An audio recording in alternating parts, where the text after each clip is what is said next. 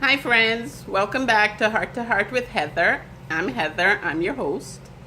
And we are actually on episode 6. If you're up north and it's cold or snowing, grab your cup of coffee, grab your cup of tea, sip along while you listen to the video or watch the video. Hope you enjoy it. And if you're down south, definitely grab your bottle of water or a glass of water. Keep hydrated. Water is good for the body. Anyhow, today, February 28th, 2019, is being recognized as Rare Disease Awareness Day. And people who suffer from rare diseases and or people who stand in solidarity with people who suffer rare diseases are encouraged to wear their stripes. That's why I'm wearing stripes. So, here's a little trivia for you. Rare diseases are any disease that has less than 200,000 cases diagnosed per year. There are currently 350 million global sufferers of rare diseases. 350 million. That's astonishing. And those are people who are suffering from a disease or diseases that has little bit of textbook information about it, and the doctors are flying blind. There are 7,000 rare diseases that are recognized. Now, these diseases may or may not be recognized by healthcare professionals, but for the vast majority of the general population, it's not recognized. They're not recognized.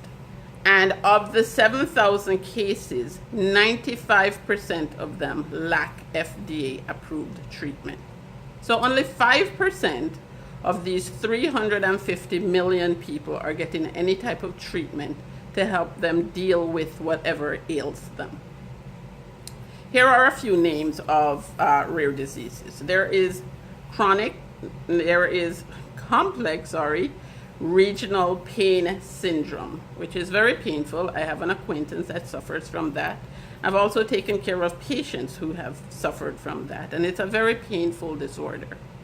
There's also Munchausen and Munchausen by proxy. Those are more mental health disorders. There is myalgic encephalopathy, which was previously referred to as chronic fatigue syndrome. There is Kikuchi-Fujimoto disease, which no, I have not switched from speaking English to speaking Japanese. That is a very real and very rare disease. Typically affects Asians, but in special people like myself, we develop it as well. There's also sickle cell anemia, and there is avascular necrosis. So today I'm going to speak a little bit about avascular necrosis. I was born with sickle cell anemia. I was diagnosed at the age of 3, but officially diagnosed at the age of 4 with sickle cell. Sickle cell anemia is a genetic disorder. It's life-threatening. My life expectancy was supposed to be 20.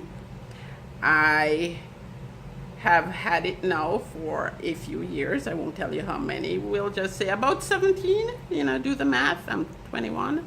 Forever 21.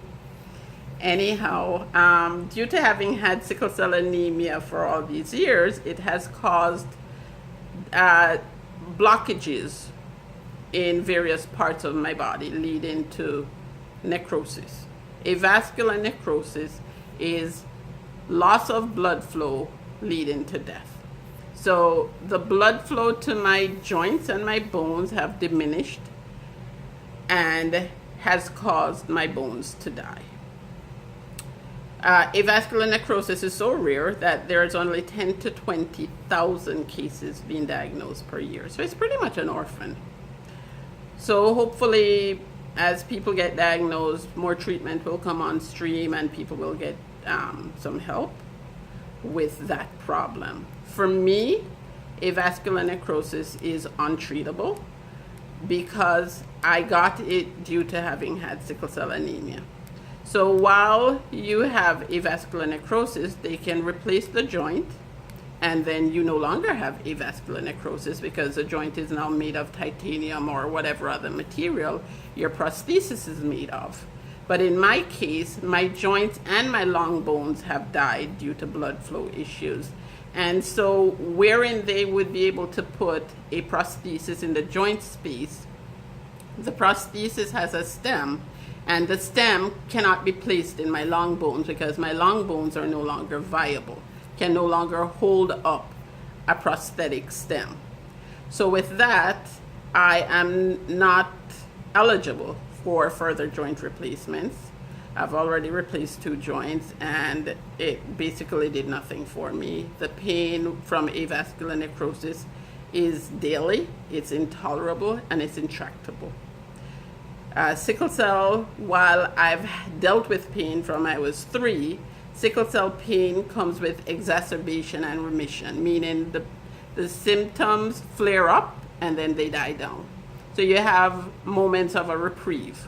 With avascular necrosis, it's chronic daily pain that leads to depression, frustration, and unfortunately in some people who I guess have lost their faith or their hope, they commit suicide. So if you have gained any little bit of insight, if you've enjoyed this video, hit the like button, subscribe to the channel. I'm always gonna keep it real. I'm always gonna lay it out on the line, and share. So if you know of anyone suffering from pain or is at home disabled, reach out to them. It means a lot.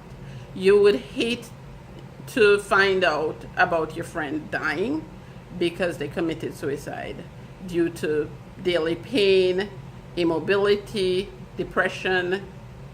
Okay, it's real. I'm keeping it real. 10% of chronic pain sufferers have committed suicide. Let's keep the dialogue going. Let's reach out, help one another. Love you. Until next time, stay tuned for more Heart to Heart with Heather. Ciao.